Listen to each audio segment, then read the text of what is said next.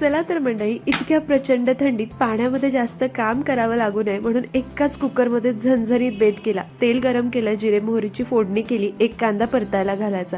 कांदा परततोय तोपर्यंत लसूण, आलं, हिरवी मिरची, कोथिंबीर, ओल्या नारळाचे काप, थोडंसं पाणी घालून बारीक वाटण करायचं. छान असा कांदा 50% परतला गेलाय, वाटण घालायचं. अर्धवट झाकण ठेवून तेल सुटेपर्यंत परतायचं.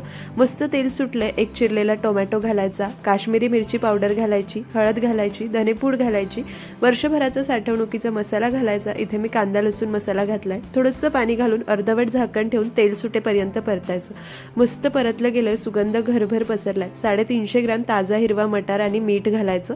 परत वरचेवर झाकण ठेवून 5 मिनिटं वाफ काढायची. त्यानंतर मटारची मिसळ करतोय तर पाणी घालायचं.